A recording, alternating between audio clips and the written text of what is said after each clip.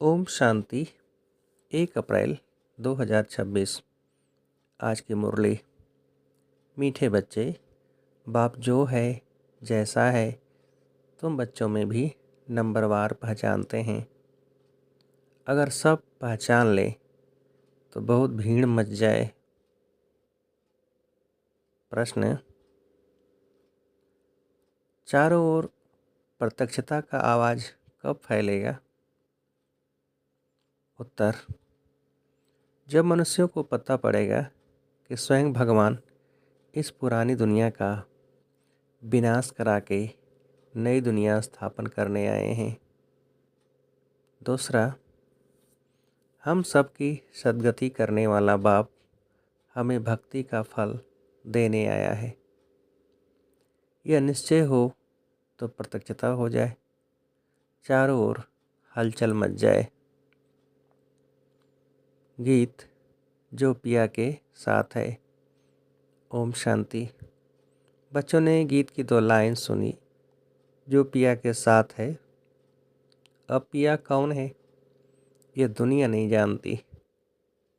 बल ढेर बच्चे हैं, उनमें भी बहुत हैं जो नहीं पहचानते हैं कि किस प्रकार से बाप को याद करना चाहिए। वह याद करने नहीं आता, घड़ी घड़ी भूल जाते हैं। बाप समझाते हैं, बच्चे अपने को आत्मा समझो, हम बिंदी हैं, बाप ज्ञान का सागर है, उनको ही याद करना है। याद करने की ऐसी प्रैक्टिस पड़ जाए जो निरंतर याद ठहर जाए। पिछाड़ी में यही याद रहे कि हम आत्मा हैं। शरीर तो है, परंतु यह ज्ञान बुद्धि में रखना है कि हम आत्मा हैं। बाप का डायरेक्शन मिला हुआ, जो मैं जो हूँ उस रूप में कोई बिरला याद करते हैं। देह अभिमान में बच्चे बहुत आ जाते हैं। बाप ने समझाया है, कोई को भी जब तक बाप का परिचय नहीं दिया है तब तक कुछ भी समझ नहीं सकेंगे। पहले तो उन्हों को यह मालूम पड़े कि वह निराकार हमारा बाप गीता का भगवान है। वही सर्व का सद्गति दाता है। वह इस समय सद्गति करने का पाठ बजा रहे हैं।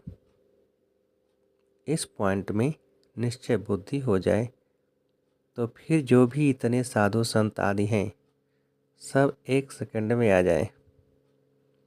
भारत में बड़ा हंगामा मच जाए। अभी मालूम पड़ जाए कि यह दुनिया विनाश होने वाली है। इस बात का निश्चय हो जाए तो बम्बई से लेकर आबू तक क्यों लग जाए। लेकिन इतना जल्दी कोई को निश्चय नहीं हो सकता। तुम जानते हो विनाश होना है। यह सब घोर निद्रा में सोए ही रहने हैं। फिर अंत समय तुम्हारा प्रभाव निकलेगा। मासी का घर नहीं है। जो इस बात में निश्चय हो जाए कि गीता का भगवान परमपिता परमात्मा शिव है, यह प्रसिद्ध हो जाए तो सारे भारत में आवाज़ हो जाए।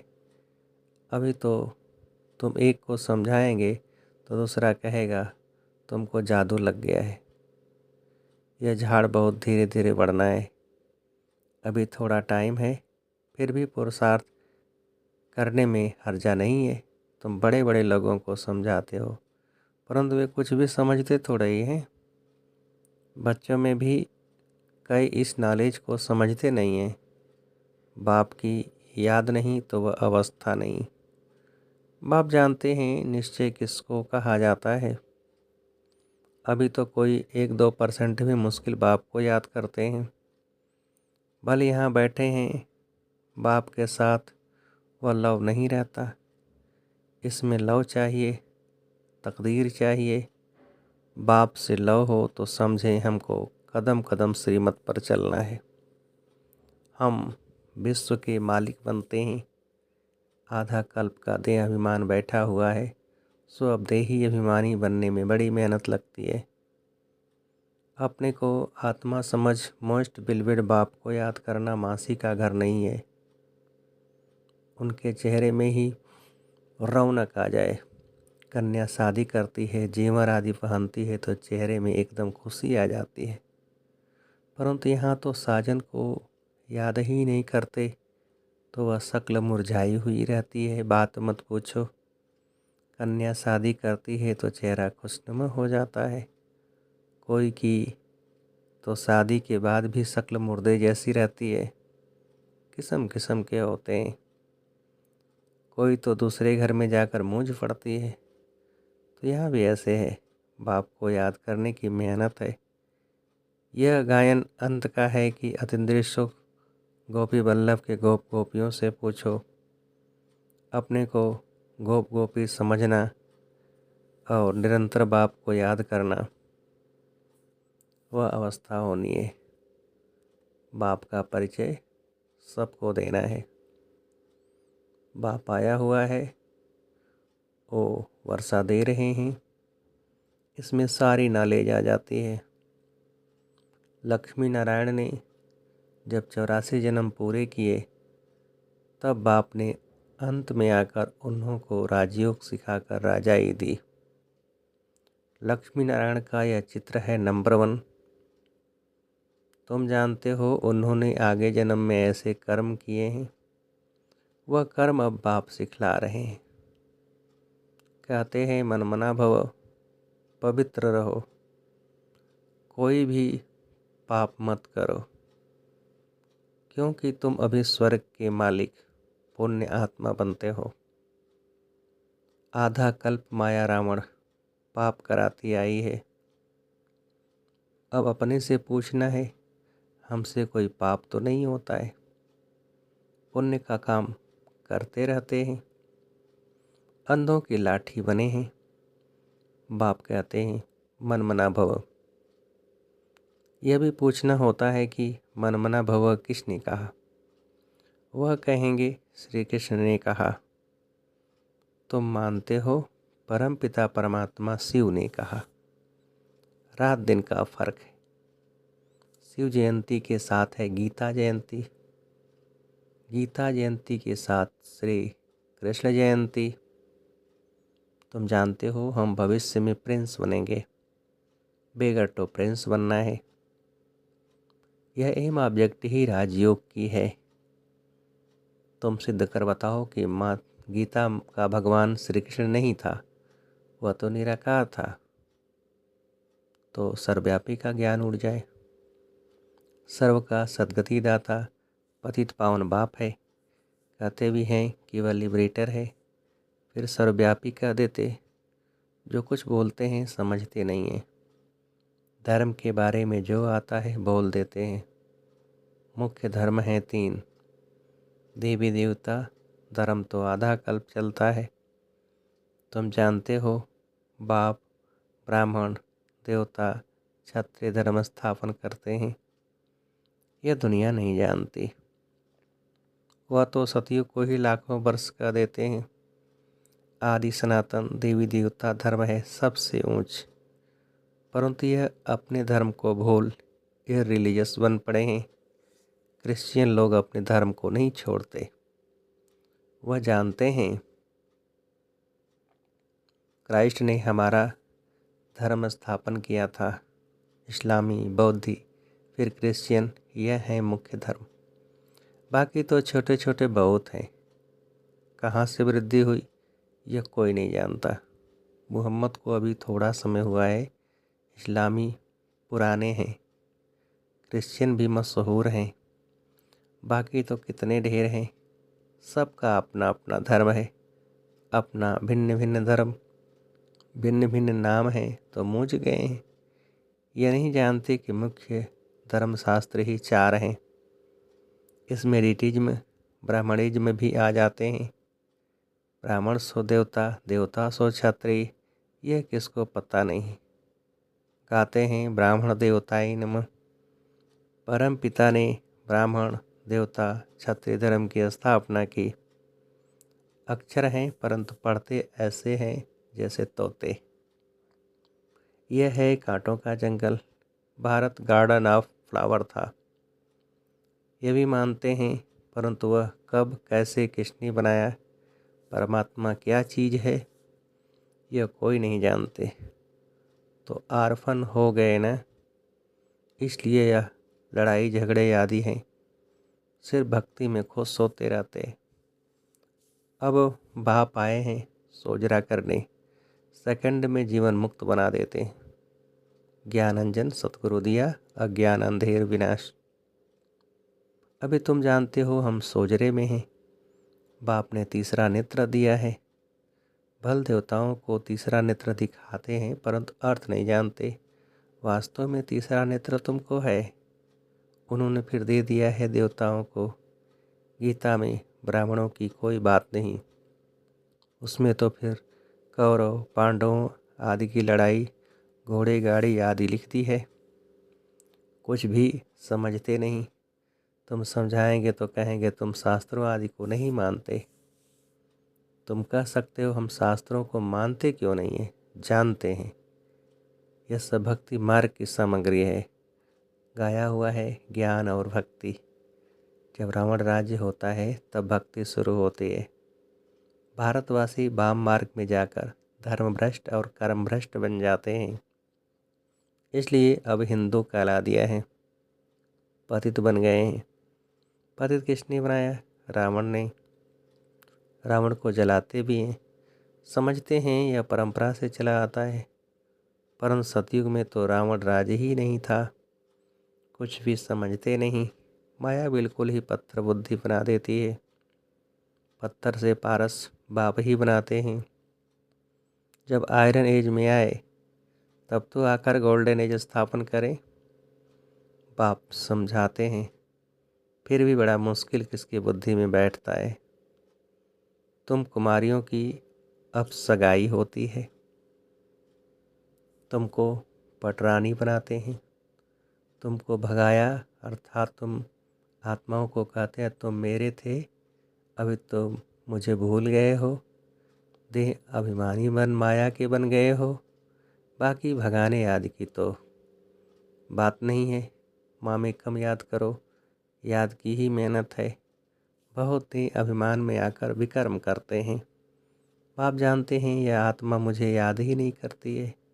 देह अभिमान में आकर बहुत पाप करते हैं, तो पाप का घड़ा 100 गुणा भर जाता है। औरों को रास्ता बताने के बदले खुद ही भूल जाते हैं और ही जास्ती दुर्गति को पा लेते हैं। बड़ी ऊंची मंजिल है, चढ़े तो जाके वैकुंठ रस, गिरे तो चकनाचूर। यह राजाई स्थापन हो रही है, इसमें फर्क देखो कितना पड़ जाता है। कोई तो पढ़कर आसमान में चढ़ जाते हैं, कोई पट में पड़ जाते हैं। बुद्धि डल होती है तो पढ़ नहीं सकते हैं। कोई कहते हैं बाबा हम किसको समझा नहीं सकते हैं। कहता हूँ अच्छा सिर्फ अपने को आत्मा समझो, मुझ बाप को याद करो तो मैं तुमको सुख दूंगा। परंतु याद ही नहीं करते हैं। याद करें तो औरों को याद दिलाते रहें, बाप को याद करें तो पाप नष्ट हो जाए। उनकी याद बिगड़ तुम सुखधाम में जा नहीं सकते हो। 21 जन्मों का वर्षा निराकार बाप से मिल सकता है, बाकी तो सब अल्पकाल का सुख देने वाले हैं। कोई को रिद्धि सिद्धि से बच्चा मिल गया व आशीर्वाद से लॉटरी मिल गई तो बस विश्वास बैठ जाता है। कोई को 2-4 करोड़ फायदा हो जाएगा, बस बहुत महिमा करेंगे, परंतु वह तो है अल्पकाल के लिए। 21 जन्मों के लिए हेल्थ वेल्थ तो मिल नहीं सकती ना। परंतु मनुष्य नहीं जानते हैं, दोष भी नहीं दे सकते हैं, अल्पकाल के सुख में ही खुश हो जाते हैं। बाप तुम बच्चों को राजयोग सिखलाकर स्वर्ग की बादशाही देते हैं। कितना सहज है, कोई तो बिल्कुल समझा नहीं सकते, कोई समझते भी हैं परंतु योग पूरा न होने के कारण कोई को तीर नहीं लगता है। देह अभिमान में आने से कुछ न कुछ पाप होते रहते हैं। योग ही मुख्य है। तुम योग बल से विश्व के मालिक बनते हो।